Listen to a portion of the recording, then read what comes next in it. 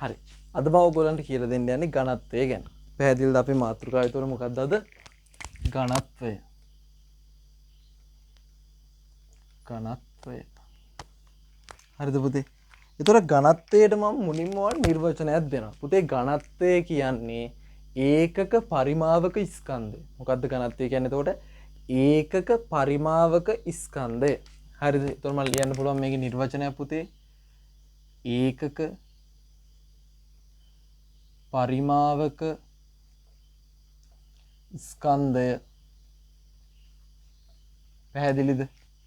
ඊතර පුතේ මොකක්ද ඒකක පරිමාවක ස්කන්ධය කියන්නේ? හොඳට අහගන්න.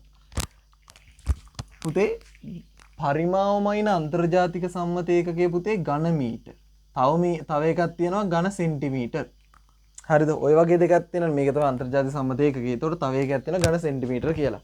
පුතේ පරිමාව ඒකක පරිමාවක. එහෙනම් පරිමාව ඒකක එකක් වෙන්න ඕනේ. පුතේ පරිමාව ඒකක එකක් වෙද්දී උගේ ස්කන්ධය මෙතනදී නම් කිලෝග්‍රෑම් වලින් කොච්චරක්ද කියන එක තමයි පුතේ ඝනත්වය කියන්නේ. පැහැදිලිද? උදාහරණයක් විදිහට වතුර ඝන මීටර එකක්. හරිද? ඒතර මෙතන තියනවා කියලා හිතන්නකෝ ජලය 1 ඝන මීටර පරිමාව මේකේ තියෙනවා. පුතේ මම මෙයාගේ ස්කන්ධය කොහොම හරි තරාදියක තියලා හරි මොකක් හරි එක තියලා මට පුළුවන් වුණොත් මොකද ස්කන්ධය මයින්ඩ් පුතේ ආන්ගේ ස්කන්ධය නිරූපණය වෙන්නේ මොකද්ද? ඝනත්වය. පැහැදිලිද? එතකොට පරිමාව ඒකක එකක් වෙද්දී උගේ ස්කන්ධයට අපි කියනවා මොකක් කියලාද?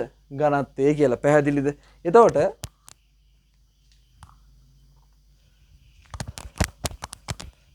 මෙතනදී පරිමාව ඝන සෙන්ටිමීටර් ඝන මීටර වලින් තිබ්බොත් පුතේ ස්කන්ධය දෙන්නේ කිලෝග්‍රෑම් වලින්. පරිමාව ඝන සෙන්ටිමීටර වලින් තිබ්බොත් පුතේ ස්කන්ධය දෙන්න ඕනේ ග්‍රෑම් වලින්. පැහැදිලිද? දෙකම එකයි පුතේ. එකම ඒකකද එකම දෙකෙන්ම කියවෙන්නේ ඝනත්වය ගැනම තමයි. පැහැදිලිද? මේ දෙන්න අතර සම්බන්ධයක් තියෙනවා. පැහැදිලිද? ඒතර මොකද්ද ඝනත්වය කියන්නේ පුතේ?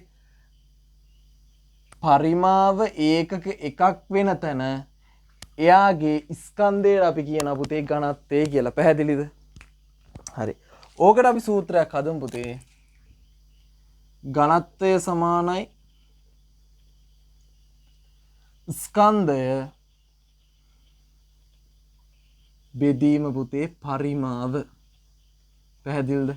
ස්කන්ධය බෙදීම පරිමාව. ඝනත්වය පුතේ වස්තුවක වගේ න අපි D කියලා ප්‍රකාශ කරනවා.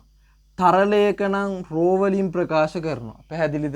එතකොට ඝනත්වයට D හෝ රෝ භාවිතා කරනවා. ස්කන්ධයට M කියනවා. පරිමාවට V කියලා කියනවා. පැහැදිලිද? එතකොට ඝනත්වය සමානයි ස්කන්ධය බෙදීම පරිමාව නැත්නම් D සමාන M බෙදීම V. තරලයක නම් රෝ සමාන M බෙදීම V. පැහැදිලිද?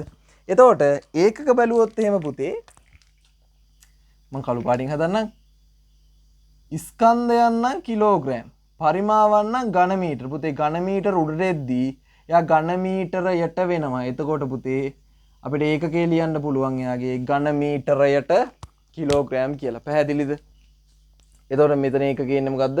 ඝන මීටරයට කිලෝග්‍රෑම් කියලා. පැහැදිලිද? එතකොට තව තැන්වල දැන් මම කියවනේ ඔයාලට ඝන මීටර නම් කිලෝග්‍රෑම්. මේ තියෙන ඝන මීටර නම් කිලෝග්‍රෑම්. මෙන්න මේකක් තියෙනවා. ඝන සෙන්ටිමීටරයට ග්‍රෑම් කියලා පුතේ. තේරුණාද? ඝන සෙන්ටිමීටර ග්‍රෑම් වලිනුත් ප්‍රකාශ කරනවා. පැහැදිලිද? එතකොට ඇත්ත මේකගේ අන්තර්ජාතික සම්මත ඒකයක් විදිහට පිළි අරගන්නේ මොකද්ද? ඝන මීටරයට කිලෝග්‍රෑම්. එතකොට මෙන්න මේකයක් භාවිතා කරනවා මෙතනින් මොකද්ද? මෙතනින් එනවා පුතේ ඝන මීටරයට කිලෝග්‍රෑම් කියලා පුතේ මෙතනින් එනවා ඝන සෙන්ටිමීටරයට ග්‍රෑම් කියලා. පැහැදිලිද? එතකොට මේක තමයි හරිම ඒකකේ පුතේ. මේකත් භාවිතා කරන තැන් තියෙනවා. පැහැදිලිද?